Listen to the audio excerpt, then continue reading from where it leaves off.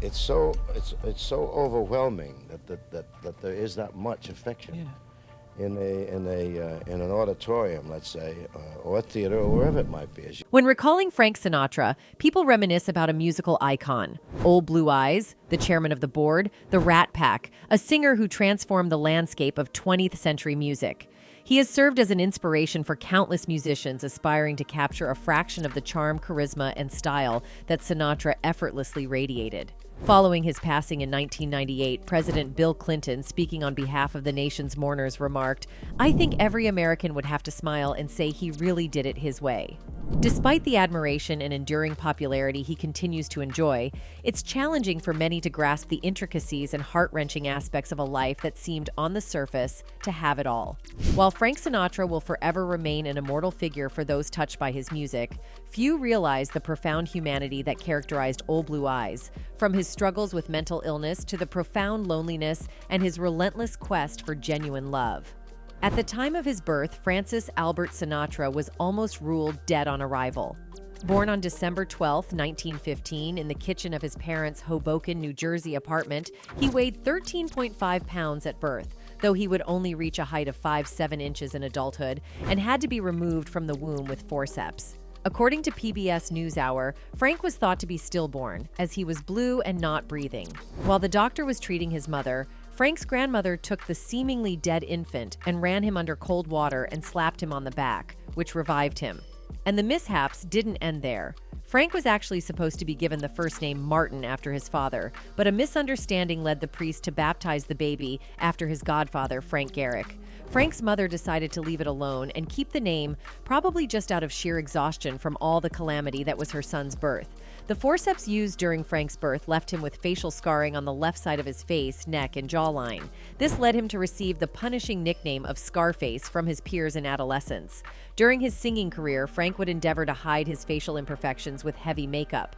In spite of his talent, Frank Sinatra actually had to grapple with loneliness in childhood. Frank was the only child of Italian immigrants who were both very active and prominent in their Hoboken neighborhood. His father, Antonino Martino, or Marty, owned a local tavern and was a part-time prizefighter. Frank's mother, Natalina, or Dolly, was a midwife and, according to the Irish Times, also helped desperate women to obtain illegal abortions. Sinatra's mother, Dolly, was incredibly active in the community. Between stints as a midwife, she was also a community leader for local democratic causes, and even chained herself to City Hall as part of the women's suffrage movement. She was incredibly busy, but the rare times she was home, she showed a dark side. Dolly continuously butted heads with Frank, even going so far as to belittle him, but that wasn't the worst part. According to some, Dolly Sinatra would hit Frank. While it's no excuse, but she may have been a product of her environment. It's rumored that the family had mob connections, and Sinatra's parents ran a bar during the Prohibition era. His parents' work and activities meant they were often away, so young Frank was usually left on his own or with his grandmother. Most children in Frank's predominantly Italian neighborhood came from large families, while he grew up an only child, which was considered highly unusual. According to VQR, in a later interview with journalist Pete Hamill, Sinatra admitted that he longed for a sibling when he was a child. "I used to wish I had an older brother that could help me when I needed him. I wished I had a younger sister I could protect." Sinatra didn't have an easy time achieving the fame and success that he craved. His parents weren't entirely supportive of his desire to be a professional singer, viewing it only as a cute little hobby. As noted by VQR, Marty Sinatra wanted his son to attend the Stevens Institute of Technology and have a steady job. However, while it took some time, once Dolly Sinatra understood her son's talent and ambition, she tried to help him wherever she could, from buying him sound equipment and sheet music to using her political connections to secure singing gigs for him. Dolly's pull even landed Frank a spot with the local singing group, the Hoboken Four, which started him on the path of professional recognition. It soon became obvious that Sinatra was the only one of the group with genuine ambition and drive. So once the Hoboken Four broke up, Frank started to wait tables in between his singing gigs with local dance bands. After landing a solid gig with trumpeter Harry James, Frank's biggest break came in 1940, when he was discovered by renowned bandleader Tommy Dorsey, who offered him a much more lucrative contract. By 1942, Sinatra's reputation even eclipsed Dorsey's, which prompted him to seek out a solo singing career. Bing Crosby was Frank Sinatra's inspiration. And his rival, Bing Crosby, was Frank Sinatra's greatest inspiration for becoming a professional singer. A huge fan of the celebrity crooner, the teenage Frank had a picture of Crosby hanging in his bedroom. Crosby's warm, passionate, but laid-back singing technique was the foundation that Frank built on until he could develop his own unique style.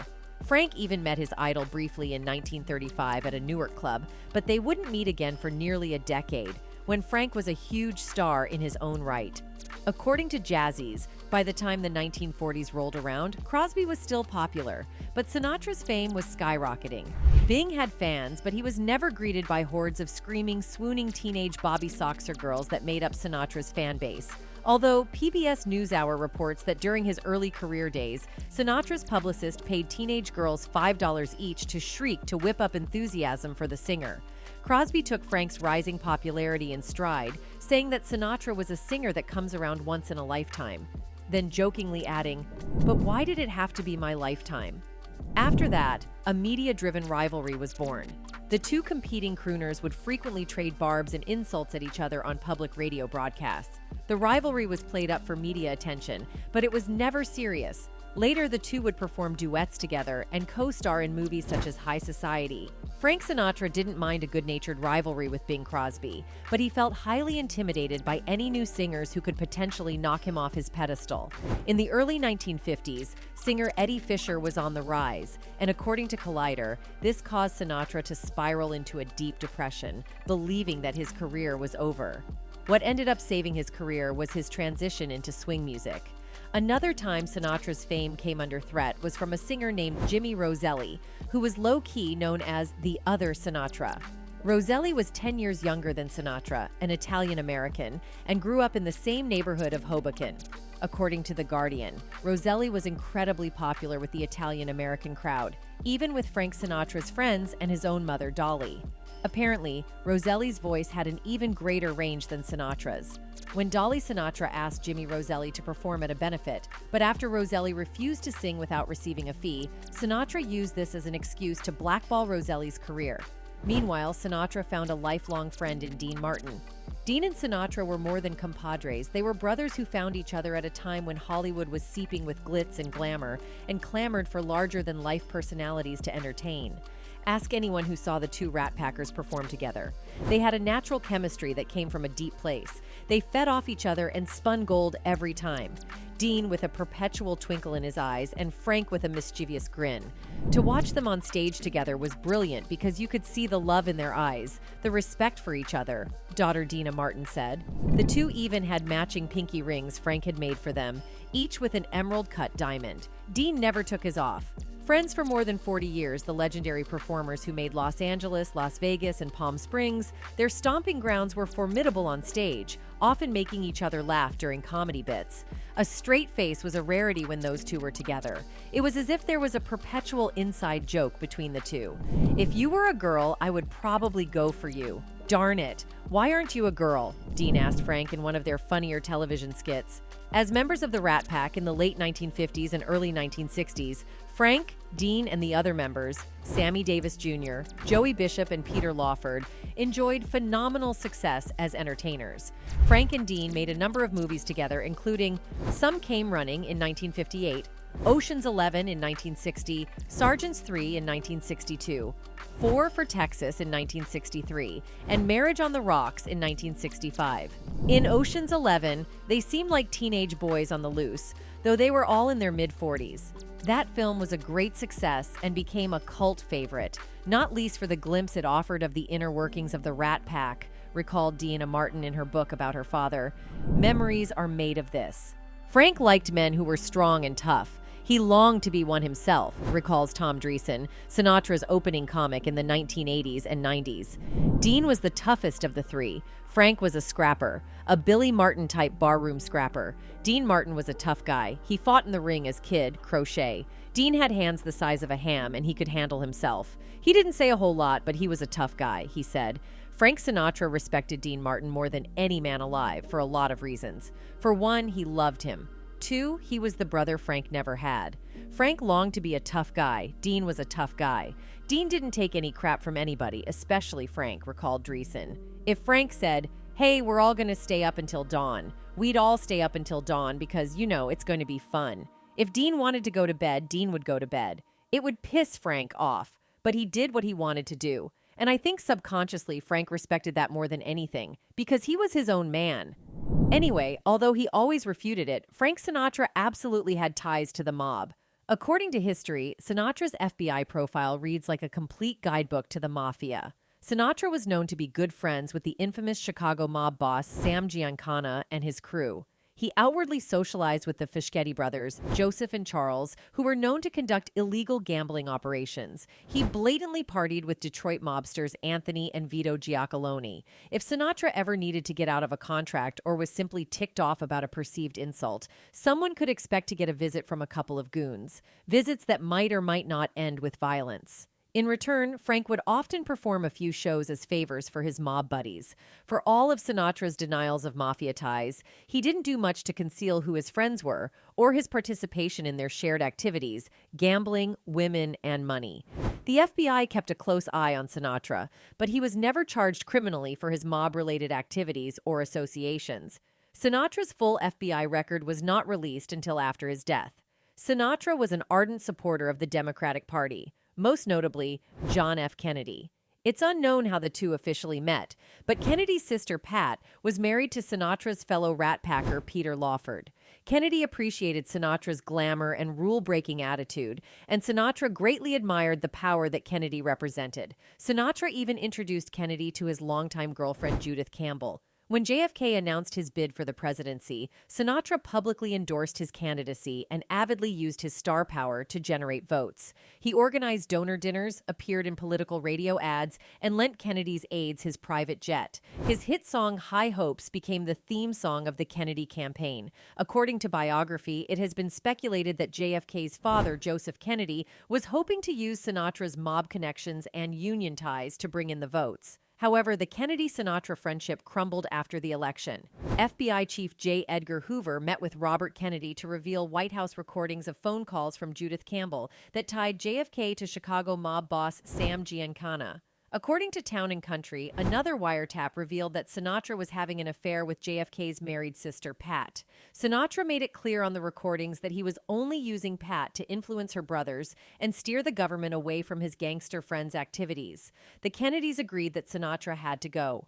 Despite his warm and romantic voice, Frank Sinatra was known to have an extremely short fuse. According to GQ, during a show in Hong Kong, a missed light cue prompted him to destroy his dressing room and his hotel suite, breaking priceless antiques during the tantrum. Another time, while in a drunken rage, he drove a golf cart through a shopping mall window. J. Randy Taraborelli's biography, Sinatra.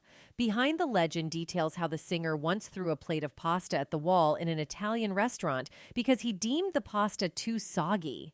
Referenced in the New Yorker's review of James Kaplan's biography of Frank Sinatra, Old Blue Eyes also had a habit of bullying venue employees and less famous entertainers and getting his mob friends to beat up people he didn't like. He seemed to have a particular dislike of stand-up comedians, likely due to his personal insecurities and fears of being publicly humiliated. Comic Shecky Greene made a remark that angered Sinatra, and Greene was soon mobbed by a group of Sinatra's friends. Comedian Jackie Mason made a series of jokes about the much older Frank Sinatra's marriage to 21-year-old Mia Farrow, which resulted in anonymous death threats. According to Vanity Fair, when Mason refused to stop making Frank Sinatra jokes, shots were fired into his hotel room. He later had his nose and cheekbones broken by a complete stranger. As for his love life, Sinatra had numerous romances and was married 4 times, and accounts seem consistent that while Sinatra was passionate, he was also unfaithful, temperamental, and controlling. Sinatra first married Nancy Barbato, whom he wed in his early 20s, and they had 3 children, Nancy, Frank Jr., and Tina. The marriage ended because of his serial cheating. Sinatra married actress Ava Gardner shortly after the divorce was finalized. Sinatra's marriage to Gardner was the most publicized due to their explosive public fights. Both were heavy drinkers and both had affairs. According to People, it was also reported that Gardner had 2 abortions after finding herself pregnant, insisting that their relationship was too unstable. The 2 divorced after 6 years. Later, the 51-year-old Sinatra married 21-year-old Mia Farrow. According to the Vintage News, Sinatra demanded that Farrow give up her acting career. Farrow agreed, but frustrated with the housewife's life, she accepted the lead role in Rosemary's Baby. Sinatra relented and arranged a small part for Farrow with his newest movie after she was done. However, the filming of Rosemary's Baby fell behind, and despite Sinatra's orders that she quit the film, Farrow held fast. Sinatra served her with divorce papers. Sinatra's fourth marriage was to Barbara Marx. After Sinatra's death, Marx reported to USA Today that he was very much a Jekyll and Hyde husband, showering her with affection and expensive jewelry one minute, screaming and threatening the next. This final marriage lasted until Sinatra's death. Now, most would think a celebrity like Old Blue Eyes would have very little to be depressed about. He seemed to have it all: talent, money, success with women, and influence. However, Sinatra was known to suffer from extreme depressive episodes. If he was alive today, he'd probably have been diagnosed with bipolar disorder. Biographer J. Randy Taraborelli said of the singer, "Frank described himself as an 18-carat manic depressive. He was a bipolar, moody, difficult man who drank heavily, with a sense of entitlement twisted by celebrity. He tried to end his life several times. According to Collider, when Sinatra feared being dethroned by Eddie Fisher and the end of his career, he turned on the gas and put his head in his oven. His manager found him before it was too late." While in the throes of his volatile marriage to Ava Gardner, Sinatra had at least one other documented attempt with a gun. Gardner tried to wrestle the pistol away from him. The gun went off, but the bullet luckily missed them both. According to Tara Borelli, Sinatra longed for love and companionship, but had little understanding of how to maintain a healthy romantic relationship and was always searching for the next best thing. Now, most of you might not know this, but out of his 3 children, Frank Sinatra had one son, Frank Jr., who had ambitions to become a singer like his father. His career was already budding at the age of 19. However, Frank Jr. also started attracting more malicious attention. According to the FBI, on December 8, 1963, Sinatra Jr. was performing a gig at Harrah's Club Lodge in Lake Tahoe. He was in his dressing room with a friend when someone knocked on the door, claiming to have a package to deliver. Instead, 2 men entered, tied up, and blindfolded the friend, and then forced the singer out a side door and into a waiting car. The friend was able to free himself and notify the police. The kidnappers, Barry Keenan, Joe Amsler, and John Irwin, contacted the elder Sinatra and demanded a ransom of $240,000 for his son's return. With the FBI's help, Sinatra Sr. paid the ransom and let the police track down the kidnappers. Keenan and Amsler took the suitcase, but Irwin was getting nervous and decided to free Sinatra Jr., whom the police found in Bel Air after he had been walking for miles. The FBI apprehended the 3 kidnappers and recovered the ransom money. The kidnappers' defense tried to paint Sinatra Jr. as the perpetrator, claiming he masterminded his own abduction for publicity. The FBI's evidence proved contradictory to this claim, and all 3 kidnappers were convicted. Frank Sinatra died of a heart attack at the age of 82 on May 14, 1998, at Los Angeles' Cedars-Sinai Medical Center. His wife, Barbara Marx, and his 3 children were at his bedside.